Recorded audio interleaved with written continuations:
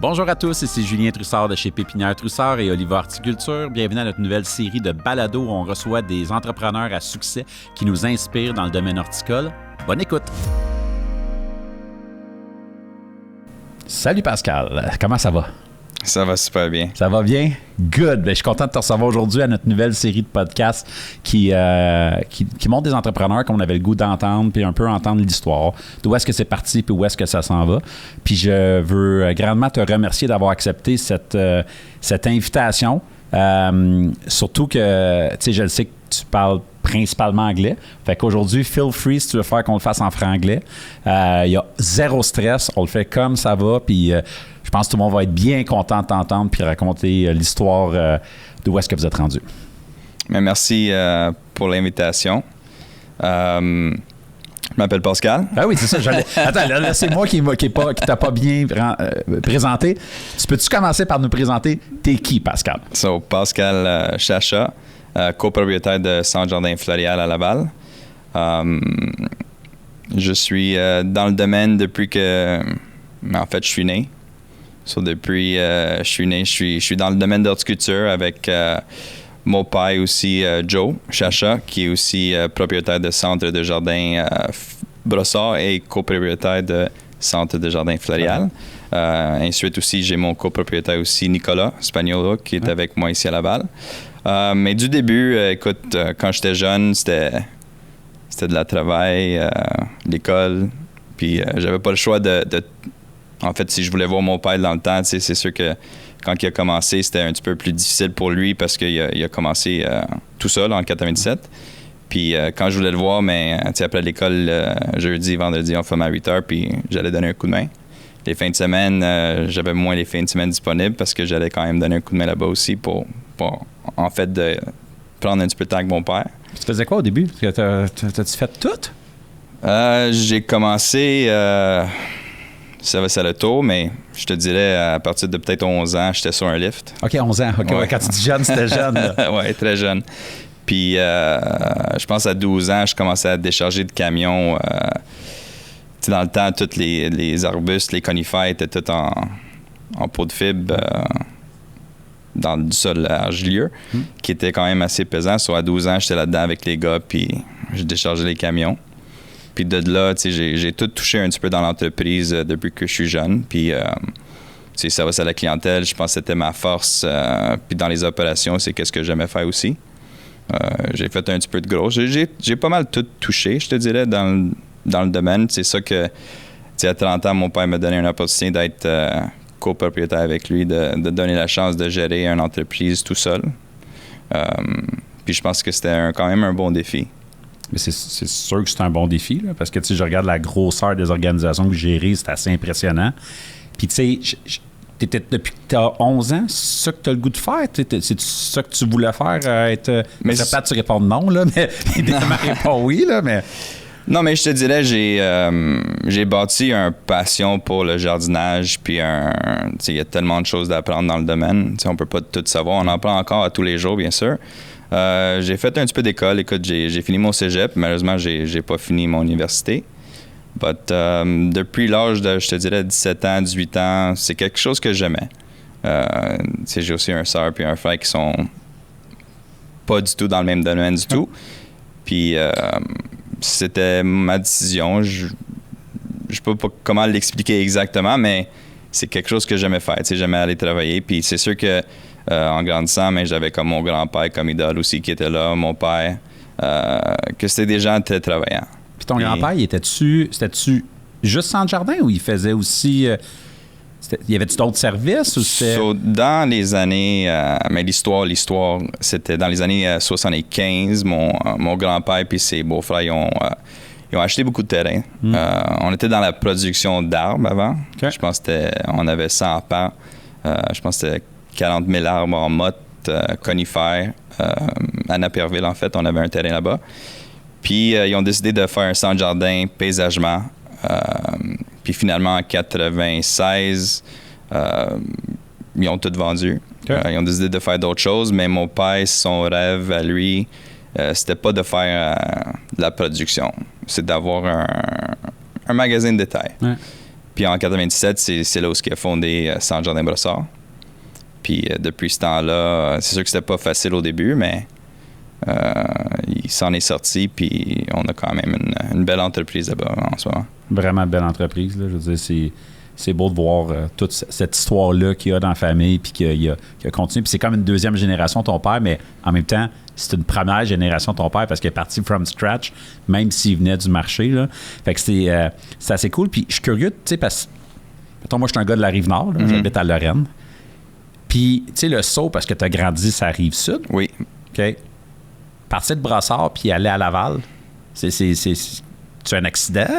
T'as-tu tombé sur la tête? Tu as fait quelque chose? Non, je te dirais plus... écoute, j'étais toujours sur la Rive-Sud, même qu'on avait fait l'acquisition de Floréal aussi, en 2019, je pense. Puis c'était juste une opportunité qu'on a eue. Puis mon père m'a appelé une journée et dit « Hey, on a un offre pour peut-être avoir un centre jardin à Laval, ça t'intéresse-tu? » J'ai dit « Mais oui, pourquoi pas? » C'est sûr que je vais jamais dire non. C'est une mauvaise habitude que j'ai, je dis jamais non, mais il n'y avait pas, je te dirais, il n'y avait pas vraiment une décision qui était prise que j'allais déménager à Laval parce qu'il y avait un centre jardin. J'ai grandi à Brossard, puis c'était toujours un rêve à moi à un moment donné d'avoir mon propre centre jardin, puis ça devenu une réalité.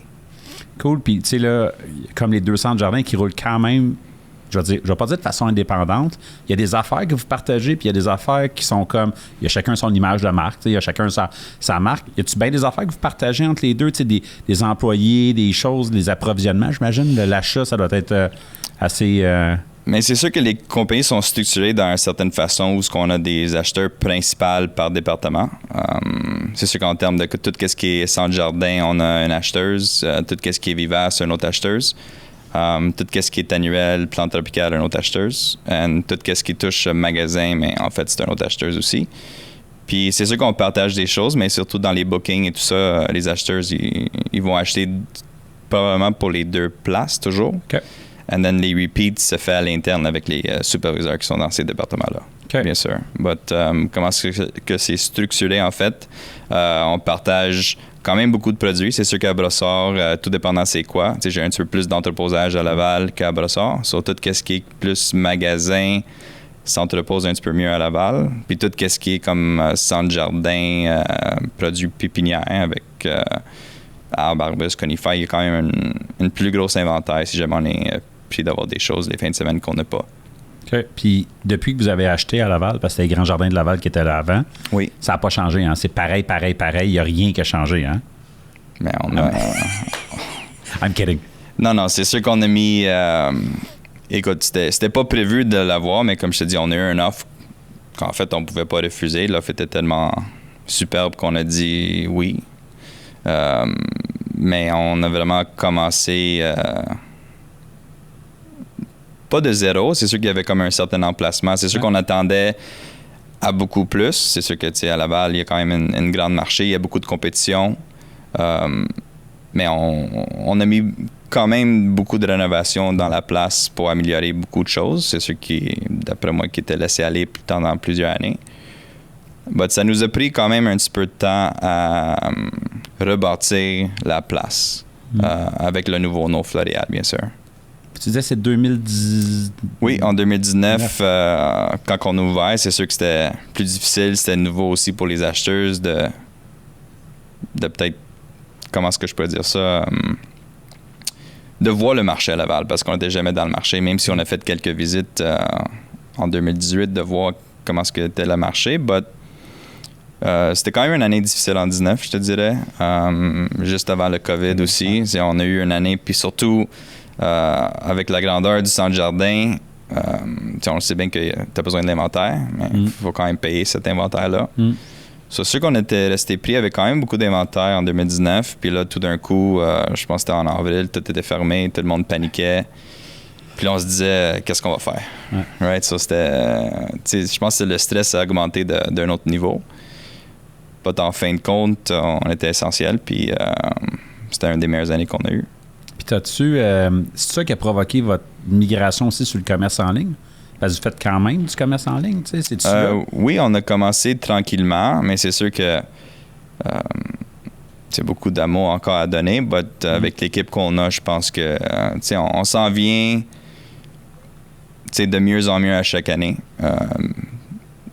Chanceux, on a quand même une bonne équipe autour de nous pour nous guider dans le bon parcours. Mais c'est pas de là où qu'on a commencé en ligne vraiment. Je te dirais, ça a commencé tranquillement. Mais c'est sûr que avec moi et Joe, on se complimente beaucoup, mais on a quand même, on est deux personnes différentes, on a deux idées différentes. Puis c'est sûr qu'il y a des choses qu'on s'entend bien avec, puis il y en a d'autres moins. En ligne, c'était jamais quelque chose qu'on voulait mettre vers l'avant, mais je pense qu'avec le temps d'aujourd'hui, tout passe très, très vite. Ouais. C'est comme les 3T, c'est tout de suite tabarnak, c'est ça? Ouais, c'est exactement ça. Hey, celle-là, je l'avais pas, mais je vais m'apprendre en note tout de suite, tabarnak, c'est bon. Pour les quotes, je vous dis à l'équipe pour les quotes, ça serait la bonne place pour mettre une vidéo, quote. C'était un petit peu mon thinking. C'est sûr que des fois, je cours avant que je marche. C'est sûr qu'on le fait en étapes. Puis ça va de mieux en mieux. Ah, cool. Ça te rendu combien les équipes? À Laval, vous êtes. Vous montez à combien, là, mettons, dans le prime de saison? En grosse saison à Laval, on était à 95. Puis à Brossard? Proche du 120 environ. Félicitations, c'est vraiment. En tout, on est comme environ 210, 220. C'est sûr qu'il y a beaucoup de gens là-dedans qui c'est des temps partiels, sur des gens qui sont plus saisonniers. Qui est un autre défi aussi, toujours au printemps pour tout le monde dans le domaine des centres de jardin, en fait. C'est sûr que. Comment est-ce qu'on garde le monde, qui qu'on garde, les gens qui rentrent pour 4 semaines, 6 semaines. On a toutes les mêmes 6 semaines que ça va être fou, puis après ça, c'est sûr que ça va être plus tranquille, excuse. Non, c'est quand même difficile à gérer, mais je vais me répéter encore, c'est que malgré qu'on a l'équipe qu'on a, qui fait vraiment la force, après ça aussi... j'ai Mélanie là dans les opérations qui nous donne un très bon coup de main. Puis j'ai eu Nicolas qui est mon associé ici à Laval, qui est aussi plus dans les opérations qui me donne un gros coup de main normalement aussi. Cool. Puis, tu sais, vous avez, je ne vais pas dire que c'est des modèles qui sont différents de Brossard, mais tu as trouvé une façon quand même d'allonger ta saison. Tu as décidé de faire quelque chose, d'aller all-in, je te dirais, sur big, là, de prolonger ta saison. Oui, mais c'est sûr que, comme dans les centres de jardin, c'est sûr qu'à Brossard, dans le temps, on fermait toujours notre mois de novembre. Fin novembre, on était fermé, mon père était content. Décembre, janvier, on se prépare marketing pour l'hiver.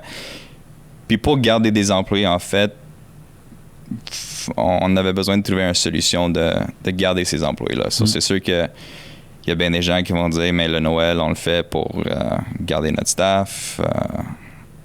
Nous autres, on l'a vu autrement. C'est que si on veut faire le Noël, mais on le fait.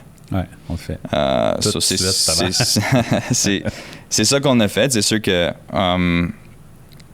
c'est beau, oui, de voir de loin, mais on commence quand même très tôt en saison pour ça. Les containers commencent à rentrer fin juillet. Notre idée, c'était on le fait, puis notre slogan, c'est choix plus grand que nature.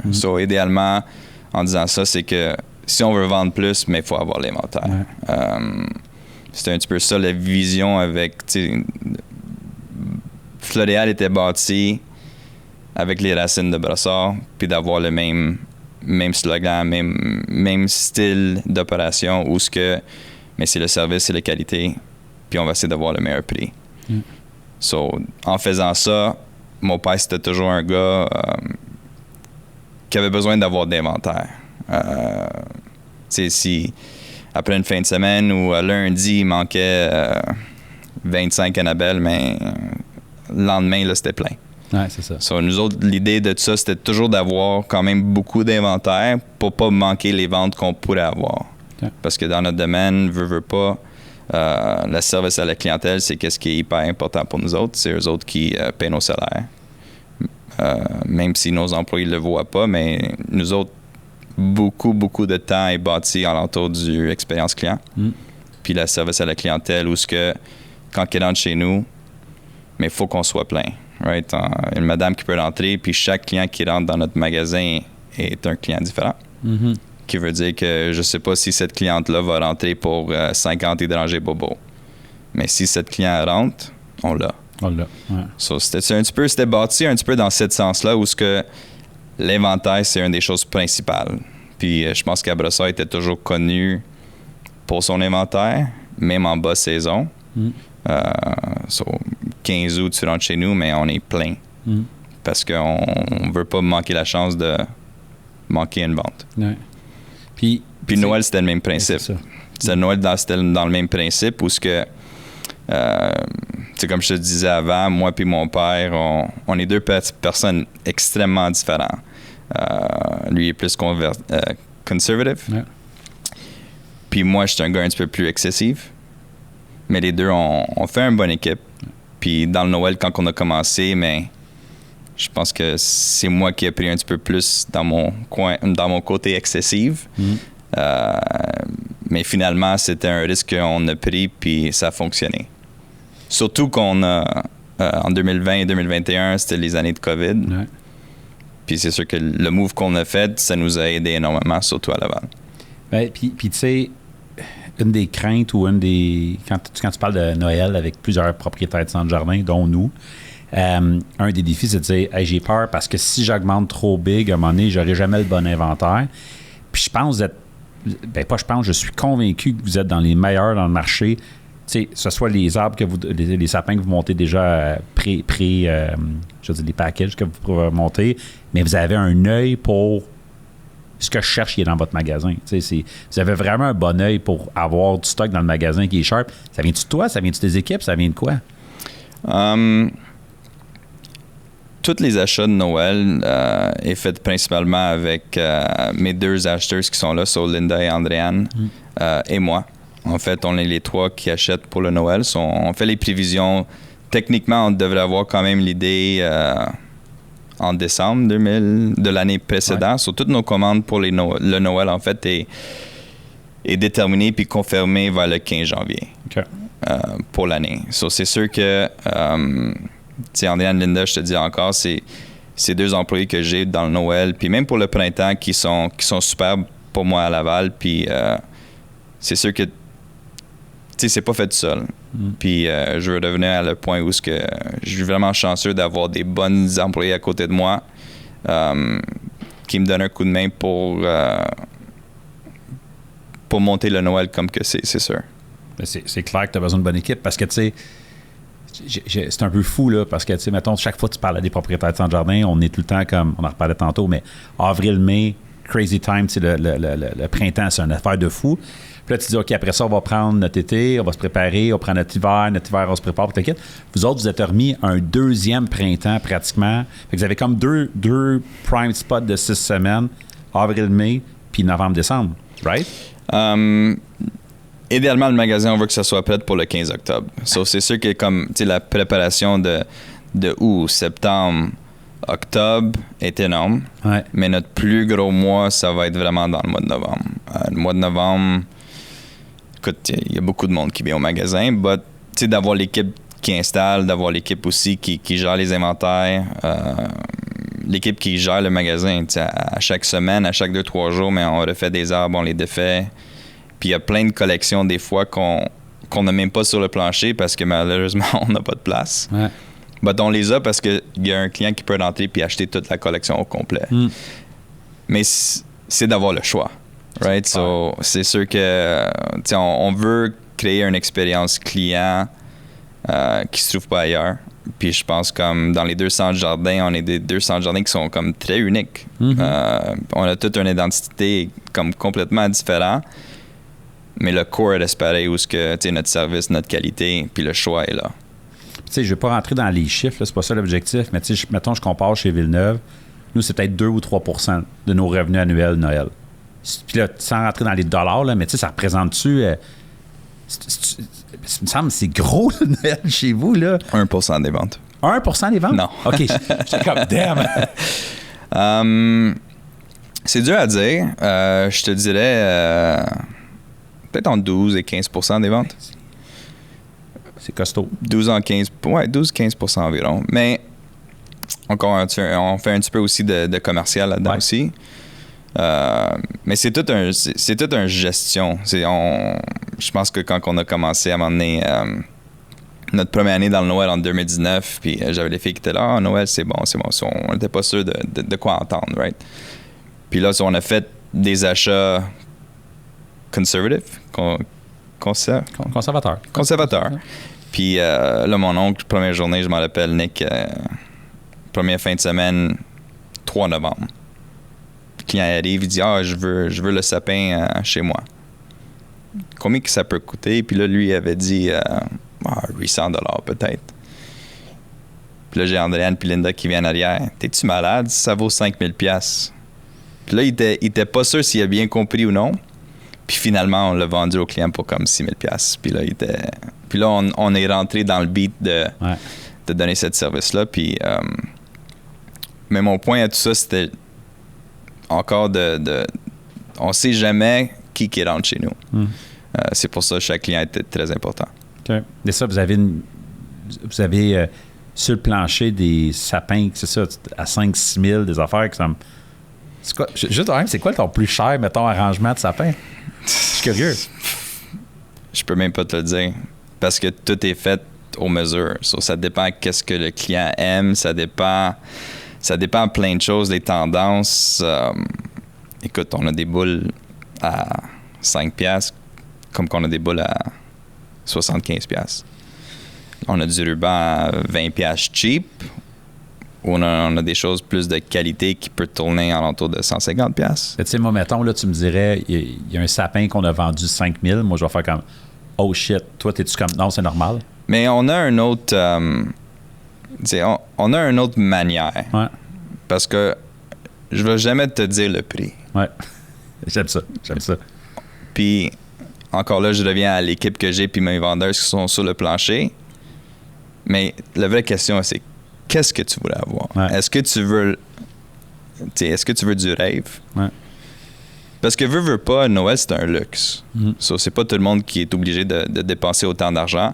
Mais moi, je regarde le Noël, puis là, les filles vont te le dire si jamais t'en parles, c'est que moi, ça me dérange pas du sapin de 10 000 $. Moi, c'est le volume de clients. C'est sûr que toutes les petits bébelles, c'est ça que j'aime le plus. Ouais.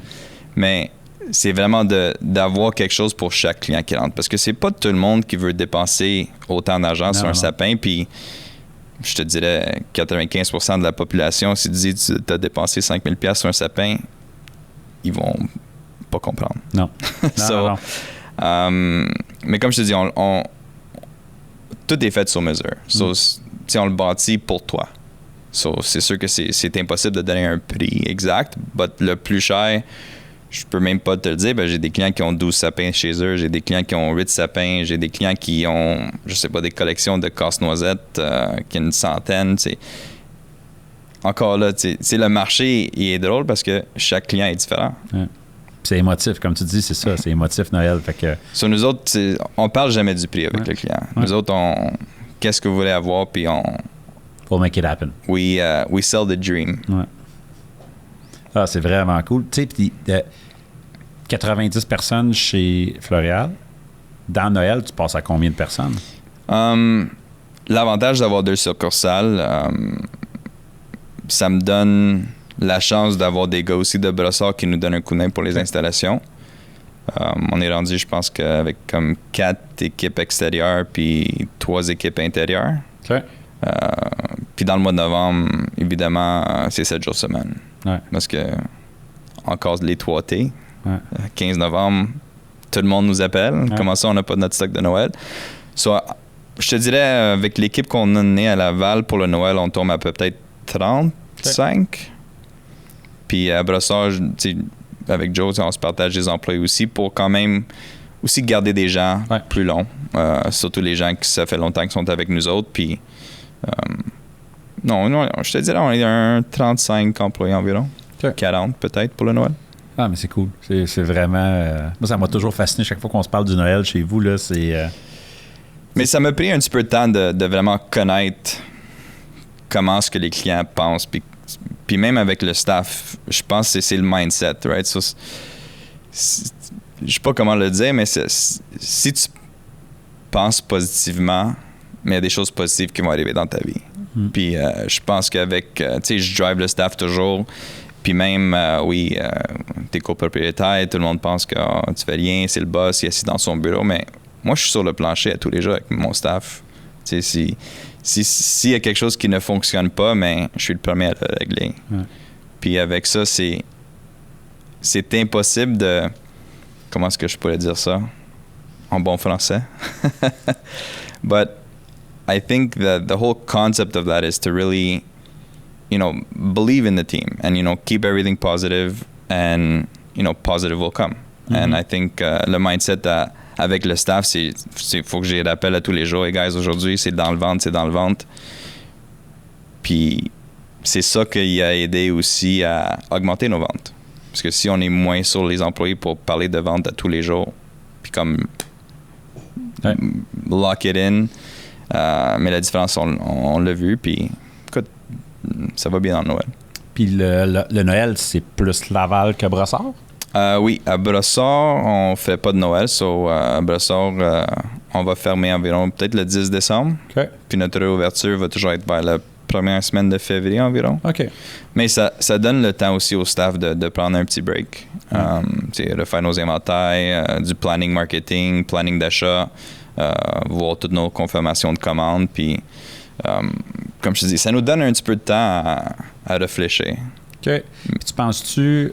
Tu sais, mettons, Laval, as-tu atteint le maximum que tu peux faire dans le Noël avec Laval, ou tu penses qu'il y a encore de la place, du growth qui peut être faite, ou ça va être en ligne, ou ça va être ailleurs? Comment tu vois ça? Je pense que j'ai jamais entendu quelqu'un dire « Est-ce que vous avez maximisé votre nombre de ventes? » Ouais. La question est non. Ouais.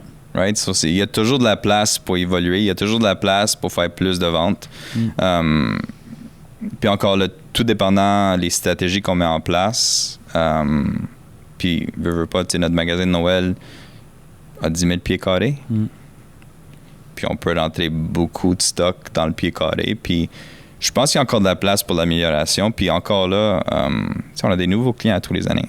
Tous les jours, j'ai des nouveaux clients encore, même au printemps. So, je te dirais encore, non, on n'a pas vraiment atteint le maximum. Je pense qu'on est à moitié chemin.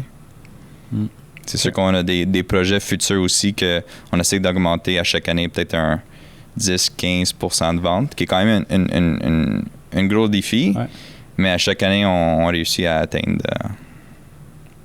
ce que tu voulais aller. Oui. Okay. Puis si tu recules au petit Pascal qui avait 11 ans puis qui soulevait des poches de terre, puis à 12 ans qui défaisait des trucks, tu serais-tu vu là aujourd'hui? Dans ta tête, c'était-tu ça, genre ton... Mais écoute, c'est sûr que quand t'es jeune puis t'es à l'école puis j'avais 5 ans, mais j'avais peut-être dit que je voulais être un pompier. Ouais. Mais c'est un peu ça que tu fais, t'éteins des feux avec les équipes, là, mais j'atteins les feux à tous les jours. Ouais. So, techniquement, oui. But non, je t'avais dit, tu sais, il y a encore des jeunes aujourd'hui quand ils ont fini leur bac qui savent pas qu'est-ce qu'ils veulent faire. Right? So, surtout avec le marché qui est quand même très difficile, surtout avec chat puis plein d'AI, mais il y a moins d'ouverture dans plusieurs compagnies parce qu'évidemment, le futur, on ne sait pas à quoi qu'on attend non plus. But non, je pense que quand j'avais commencé, j'avais toujours le vouloir de suivre mon père, puis tu sais, j'avais d'autres intérêts, bien sûr, mais je jouais beaucoup au sport aussi. J'étais sur la glace peut-être 8 fois par semaine, puis je jouais au soccer, plein de sports, puis je sais pas, j'avais toujours l'intention de travailler. Tu sais, j'ai vu mon grand-père travailler tous les jours, puis tu sais, quelqu'un qui est venu ici d'Italie aussi, tu sais, sa job principale quand il est venu ici, c'était, non, on travaille nous autres, 7 jours semaine, puis ma grand-mère qui faisait le manger, puis il rentrait manger, il allait se coucher, puis se levait à 5 heures.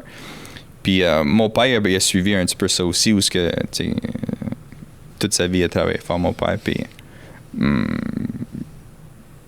il avait une passion pour l'horticulture aussi, puis ça, tu sais, j'ai eu la piqûre, puis j'ai décidé de suivre ses pas, puis d'essayer de prendre le business à un certain niveau puis essayer de l'augmenter ensemble avec lui en ce moment. OK, mais c'est quand même ce qui est arrivé. Là. Oui, non, c'est sûr que c'est quand même quelque chose qui est arrivé, mais je te dirais, tout serait pas possible aussi avec le backbone. On parle de mon père, on parle de mon grand-père, mais j'avais quand même ma mère qui était là, puis je pense que mon père était chanceux d'avoir une femme comme ça dans sa vie aussi. Puis je suis quand même fier d'avoir un mère comme ça qui a fait quand même beaucoup. Puis elle a géré les 3 enfants à la maison aussi, avec l'école, les sports, tout ça. But, c'est ma mère puis ma tante aussi sont dans le... Joanne, c'est la soeur à mon père, puis Marie, c'est ma mère, puis le femme à Joe. C'est sûr que on est quand même 5 dans l'entreprise dans cette entreprise familiale. Puis on a tout une job importante. On fait toutes des choses différentes, mais tout ensemble, ça fait l'équipe. Puis sans pas un de ces personnes-là, mais l'équipe, ça serait pas complète. C'est ça qui te rend le plus fier après toutes ces années-là, l'équipe que tu as été capable de monter, puis d'avoir gardé aussi la proximité avec ton père, avec ta mère, avec ta tante, avec tout le monde, c'est ça? En avoir, comme... tout le monde est proche, right? On se voyait au party, on se voyait tous les jours. Avec mon père, on se parle 2-3 fois par jour. Avec ma mère, même principe. Ma tante, même chose. Mais comment est-ce que la compagnie est bâtie puis divisée? C'est sûr que c'est un appel, puis les choses se règlent entre nous autres aussi. Mais l'équipe en tant que telle, c'est ça qui a fait la force de notre succès. Je dirais pas le contraire. Je pourrais pas dire je le fais la même chose sans ma mère ou sans ma tante ou sans mon père. C'est tout ensemble qui fait... Des fois, tout le monde regarde l'individu tout seul. Là, il a fait du succès, lui. Une chance qu'il a. But personne voit en arrière, mais tous les obstacles. Ouais. Puis sans l'équipe, avec ces obstacles-là, c'est dur à faire tout seul, malheureusement. Puis comment... Parce que là, tu parlais, mettons, tu parles à ton père 3 fois par jour, ta mère, toute l'équipe. Travaillez-vous genre avec une espèce de comité de direction que vous vous rencontrez à toutes les semaines, tous les mois, ou c'est plus comme... Non, mais c'est sûr que comme si on parle de comité, comment est-ce que c'est structuré chez nous, c'est sûr que on a un partners meeting 1 fois par semaine. Tous les lundis d'habitude, on a un partners meeting, c'est à peu près 1 heure et demie. Marketing, on le fait 1 fois par semaine, tous les mardis d'habitude. And then, au niveau des acheteurs, tout ça, on se rencontre à tous les semaines. Okay. Mais dans notre partners meeting, mais c'est là où, en anglais, on va dire shoot the shit. Yeah. So, on check tout ce qui se passe, combien d'argent qui reste dans le compte, plusieurs choses. But, en se rencontrant 1 fois par semaine, ça nous donne un coup de main de peut-être prendre 2 journées complètes après 3 mois de tout, de réviser le tout. Ouais. Mais je pense qu'avec même les superviseurs qu'on a, puis nos gestionnaires d'opération, on a des consultants aussi à bord, une firme de comptables à bord qu'on rencontre 1 fois par mois. Tout est seté dans la façon de garder le budget, puis de voir les opérations, qu'est-ce qui se passe, puis aussi les plans futurs. 1 fois par mois, c'est ce qu'on parle de... On est déjà dans le Noël, là, malheureusement. On est au printemps, on est dans le mois de mai, juin, été, en fait, puis notre marketing est déjà tout fait pour le Noël. Au niveau des prix, on les finalise dans 2 semaines. Faut toujours être à l'avance de tout, en fait, puis je pense que c'est plus ça ma force pour voir plus loin, puis de penser à des choses beaucoup à l'avance et de planifier les choses, c'est ça que j'aime faire. Même si je fais un petit peu de tout, but non, j'aime qu'est-ce que je fais, puis comme je te dis, avec l'équipe, si on se rencontre pas, mais c'est sûr qu'on va toujours être mêlés. Je suis curieux de savoir, la présence des médias sociaux, je vous vois de plus en plus, je vous vois avec des vidéos très souvent. C'est ça que tu trouves qui a le plus changé, mettons, dans les 20 dernières années ou dans les 15 dernières années, de dire c'est le marketing qui a changé le plus, ou tu trouves, puis là, on peut parler de comportement de client, on peut parler de plein d'affaires, mais j'ai quand même l'impression que si vous étiez aussi très traditionnel à l'époque, là, je recule dans les publicités radio, publicités télé, on vous a vu partout, là, vous êtes visible. Là. Trouves-tu que ça change beaucoup? Écoute, c'est sûr que sur les réseaux, mais je pense que tout le monde est sur les réseaux aussi, on le cachera pas. Votre côté marketing, qu'est-ce qui change depuis les derniers 20 ans? Écoute, on a fait un petit peu de radio, on fait un petit peu de télé, on fait un petit peu de panneaux, on fait un petit peu de tout, right? Qui fait la recette du marketing? Puis je pense que côté marketing, c'est pas un endroit où on coupe le budget, je te dirais. C'est juste où à chaque année, on essaie d'augmenter ce budget-là. Mais concernant les réseaux, je te dirais, on a des plans en production présentement pour les prochaines 6 mois, bien sûr. Je pense que c'est la seule façon où on peut communiquer avec le client direct. Ouais.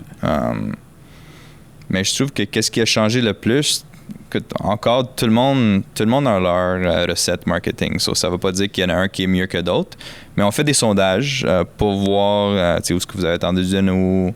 C'est sûr qu'on a essayé des choses avec Code QR, on a essayé avec des choses avec des concours pour essayer d'avoir plus de feedback. Mais je te dirais, tout marche bien encore. Peut-être, comme je te dis, concours, c'est qu'est-ce qui marche le plus pour nous autres, c'est sûr. Puis les concours, vous les publicez où? C'est-tu à la radio ou c'est dans vos réseau, on a fait des concours radio, on a fait des concours juste en magasin. Ouais. De concours sur les réseaux aussi. C'est ça qui nous donne le feedback le plus pour dire comment est-ce que vous avez attendu de nous. Mais c'est là, inscrivez-vous à notre concours, laissez-nous savoir comment est-ce que vous avez. Puis c'est là où on reçoit le feedback pour voir qu'est-ce qui marche côté marketing. OK. Puis du côté des concours, je suis curieux. Encore une fois, j'ai plein de questions. Là. Mais tu utilises-tu un peu des budgets coop? Tu sais, mettons, prendre le fournisseur, prendre une partie, mettons, donner les produits, rouler, faire tes concours avec ça. Si tu même tu roules? Plusieurs fois, on absorbe. Ouais. Comme je te dis, j'ai toujours des idées. Joe, il a toujours des idées. Ouais. Puis des fois, on se vire sur un 10 sous, puis fait 10 minutes, on a parlé de quoi, puis on le met en effet en 15 minutes. Tu sais, c'est vite comme ça des fois, puis tu sais, tout le temps d'aller voir le fournisseur. Les fournisseurs, ils savent, ils nous voient, puis des fois, ils vont faire une demande, ou des fois, on va travailler avec des budgets avec eux autres, mais ça arrive pas souvent. Okay. C'est vraiment spontané. Ouais, spontané. Spontané, c'est ça. OK. Puis, à part ça, tu sais, mettons, là, on parlait de changement au niveau marketing, comportement client, parce que vous avez, il y en a du monde qui passe dans vos magasins, là, il y en a du foot. Trafic. Ouais.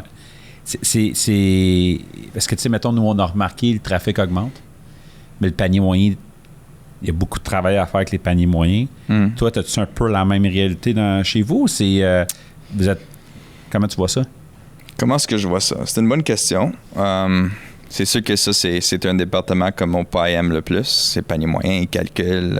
On a eu 5000 clients aujourd'hui, le panier est à 80. Il check ça. Mais ça revient encore au staff. Right? So, le panier moyen peut être augmenté énormément. Ouais.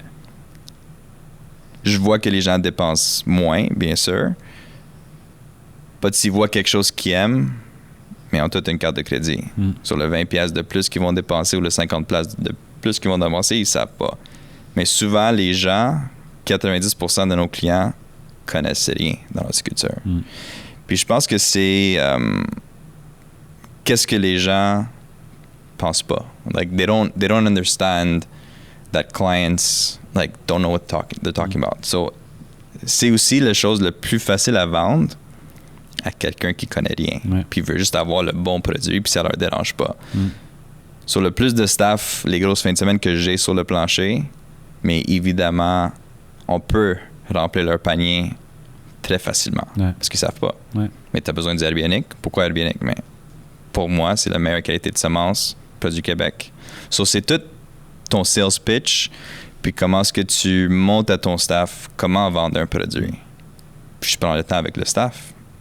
So, je prends le temps avec le staff, comment est-ce que je voudrais qu'il vende un produit.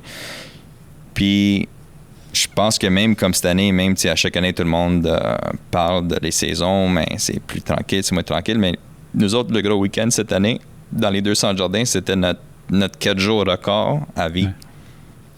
Puis, peut-être pour d'autres centres jardins aussi, mais ça reste que si le staff ne veut pas vendre, mais tes paniers vont rester pareils. Puis tu sais, j'ai souvent tendance à penser que le meilleur vendeur chez vous, ça doit être toi, là, parce que tu es un excellent vendeur. Comment tu fais pour former tes équipes?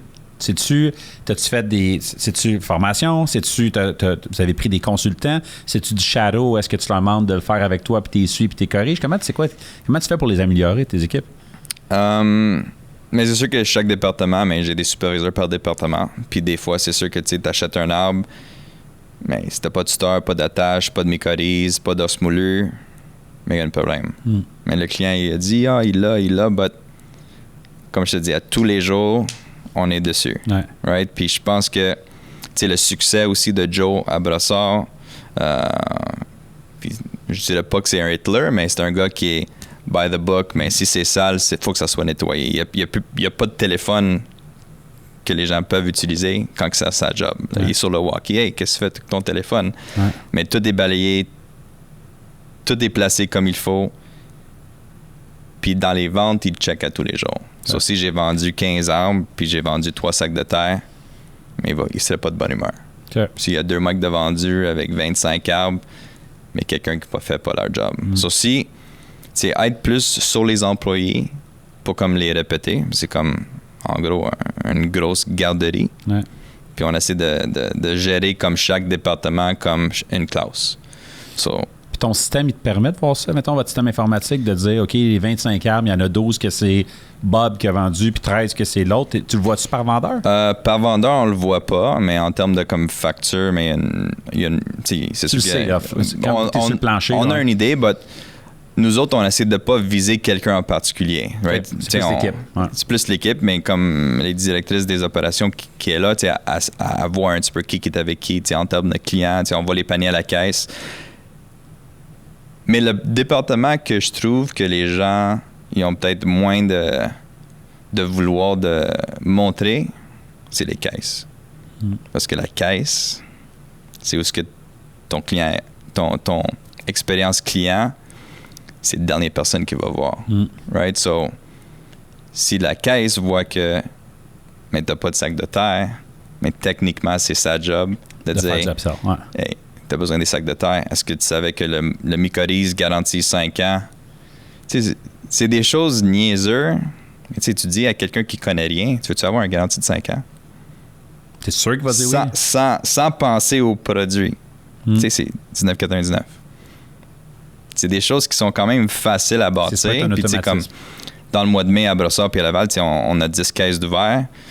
Ils sont pleins toute la journée. But je m'assure que j'ai des gens disponibles devant la caisse toute la journée. Okay. Sur dehors, j'ai 2 personnes qui se tiennent à la caisse pour voir les paniers.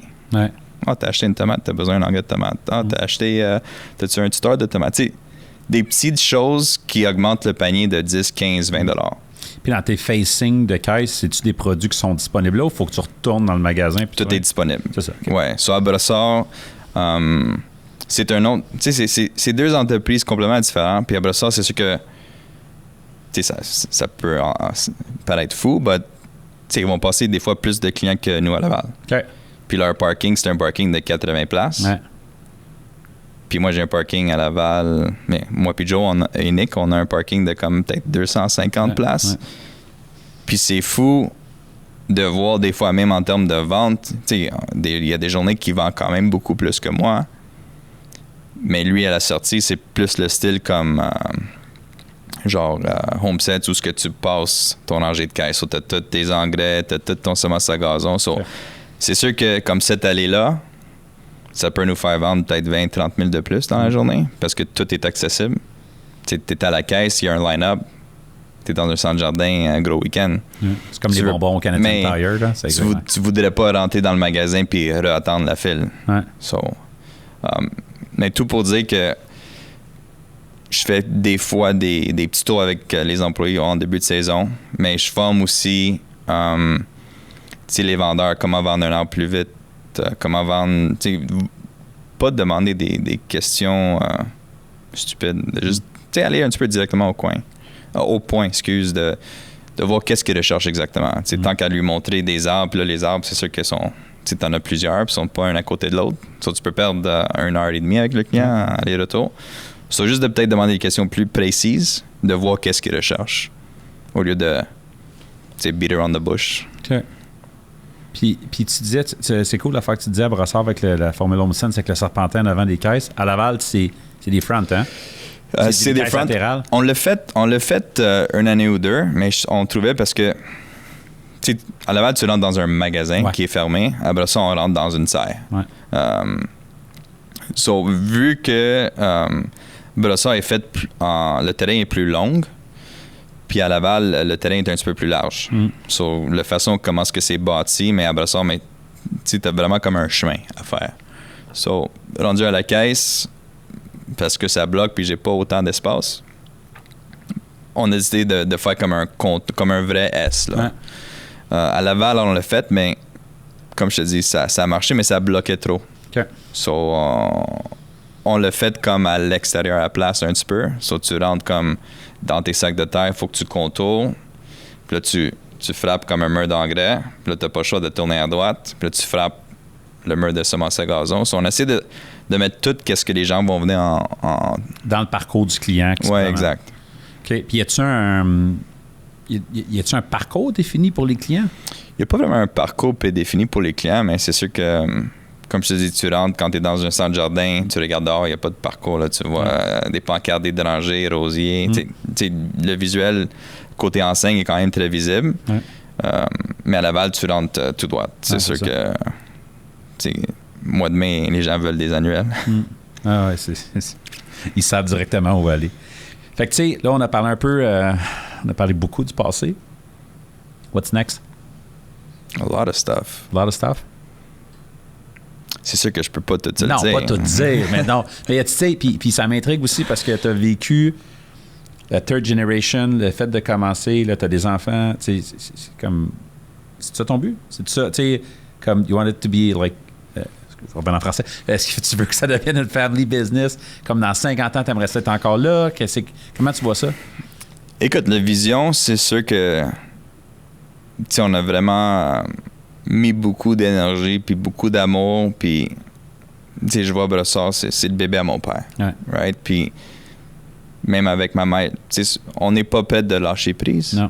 But, tu sais, avec Florial qui a bâti d'un certain niveau, puis avec le Noël et tout ça, c'est sûr que, tu sais, on voit plus loin. Tu sais, on a eu des opportunités aussi d'avoir d'autres centres jardins à Montréal, Rive-Nord, d'autres encore Rive-Sud.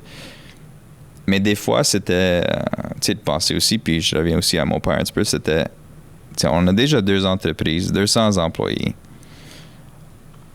Puis là, comment est-ce qu'on peut maximiser qu'est-ce qu'on a? Ça ne veut pas nécessairement dire des fois, tu sais, si on veut être trop grand, trop vite, c'est mieux. Right? So, on est là, puis on maximise. Joe, c'est vraiment un gars de budget. Puis, tu sais, à chaque année, on essaie d'augmenter notre profit parce que c'est ça qui compte au bout de ligne. But oui, futur, oui, je me vois dans le domaine, puis encore dans le domaine, puis c'est sûr qu'il faut évoluer avec le temps.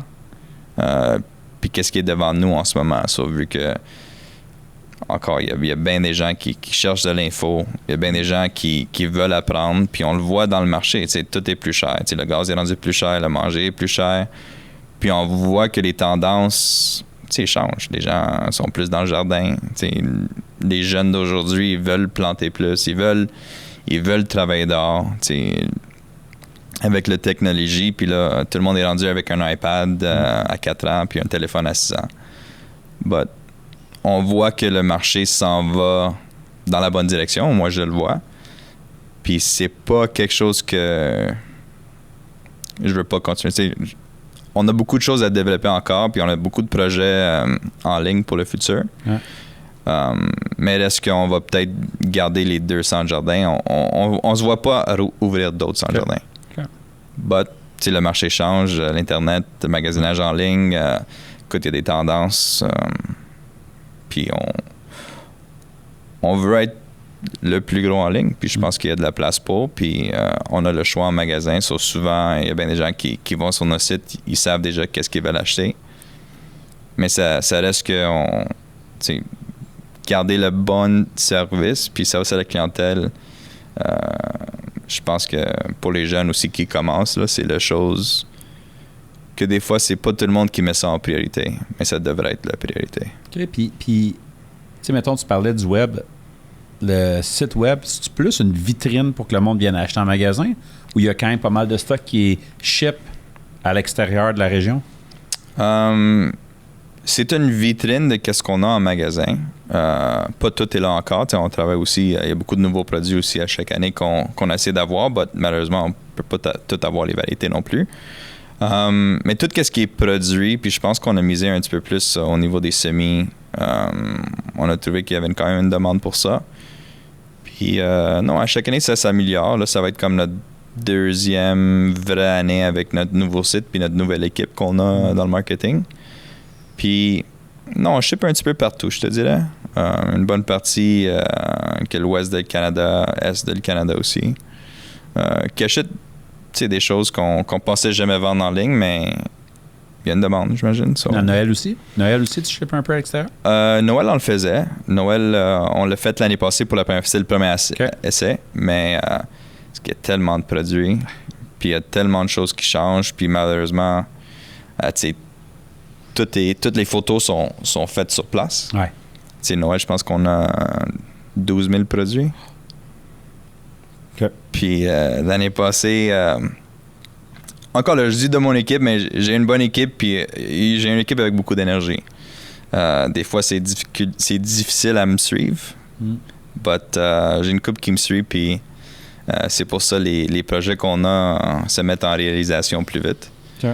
So, le but de l'année passée, c'est de mettre le Noël en ligne pour avoir une vitrine, bien sûr. Je sais pas à quel point que ça fait autant de différence, parce que comme j'avais dit tantôt, on vend un rêve, right? So, Noël, c'est comme les plantes. Puis, il faut que tu le touches. Il faut que tu le parles peut-être, je sais pas. But il y a un autre feeling quand tu magasines le Noël puis quand tu magasines des plantes. C'est bien beau de l'acheter en ligne. But, je le vois avec surtout mes clients pour le printemps puis les amateurs de plantes, right? Parce qu'on les voit tous les jours, puis on a une bonne clientèle pour ça, but je vois qu'ils touchent, ils checkent. C'est bien beau vendre quelque chose en ligne, mais il n'y a aucune plante qui est identique. Une branche de plus, une branche de moins. So, on ne voulait pas se casser la tête en ligne tout de suite pour comme les plantes. But pour le Noël, je sais pas si futur on veut continuer, surtout les arbres de Noël, oui, parce que déjà il y avait déjà une bonne idée de quel type d'arbre qu'ils voulaient, puis ça aidait au niveau de l'inventaire aussi. But il y a beaucoup de produits. Encore là, c'est un autre investissement. Je sais pas à quel point on est rendu, c'est qu'à un moment donné, on est limité aussi en espace. Ouais. Parce que veut pas, Noël, là, ça prend de l'espace. Ouais. Ouais. Cool. Ben écoute, c'est vrai, sans joke, je pourrais parler pendant une couple d'heures parce qu'il y a bien des affaires que j'ai dans ma tête. Au pire, on en fera une deuxième interview la prochaine fois.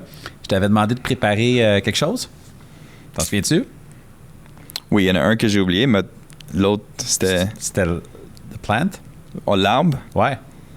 Fait que je vais te poser la question. OK, vas-y. Que ce soit toi, que ce soit la famille, l'organisation, l'équipe, whatever, s'il y a une plante ou un arbre qui vous représente, ce serait lequel? So, celle-là, j'ai pensé à ça un petit peu. Puis, écoute, il y avait quand même beaucoup de choix. Il y a beaucoup d'arbres, il y a beaucoup de plantes. Mais je pense que l'arbre qui nous représente le plus, ça va être un Metasequoia. OK. Peut-être des gens qui vont dire c'est quoi ça. J'ai jamais entendu cet arbre-là. But, ça m'amène encore comme... Tu sais, ça a des grosses racines. C'est un arbre qui est quand même unique. Ouais. C'est pas des arbres ou des arbres... Excuse, c'est un conifère, en fait, qu'on voit pas souvent. Puis de voir sa forme, ça a une forme unique. Ça a des grosses racines qui représentent peut-être le travail, la famille. Puis tu sais, comme l'équipe. Right? Puis c'est un arbre c'est un conifère, en fait, qui grandit jusqu'à peut-être plus que 100 pieds. Puis même en grandissant, mais les racines grandissent. So, si t'as pas de base solide, l'arbre tombe. Ouais. Puis je pense que c'est aussi un arbre qui tout le monde croyait qu'il était extinct dans les années 40. Puis là, ça est revenu. Puis c'est quand même l'histoire qui me fait penser aussi à mon père quand que, mon grand-père a vendu, mon père était pas sûr, il a recommencé de rien. Puis il a mis toute sa force, toute son énergie. Puis c'est un arbre qui est solide, qui a des grosses racines. Puis c'est ça qui me touche un petit peu avec ce type d'arbre-là. Magnifique. C'est cool parce que c'est vrai qu'un arbre, l'arbre est aussi fort que ses racines sont fortes. Puis votre business est aussi fort que vos équipes, les racines, la famille, puis tout. Fait que c'est cool. Merci. C'est un beau partage d'entendre ça. Fait que je te dis un énorme merci, Pascal, d'avoir pris le temps, d'avoir jasé aussi ouvertement ça me fait avec nous plaisir. autres. Puis, on ira prendre une bière pour le reste des questions que j'ai. All right. Mais tu avais l'autre question. Ouais, mais là, je vais respecter le fait qu'il faut aller chercher les enfants à l'école. C'est même qu'on va dire ça, OK? C'est bon. Fait que merci, Pascal. Merci à toi, merci à l'équipe. Merci. Plaisir.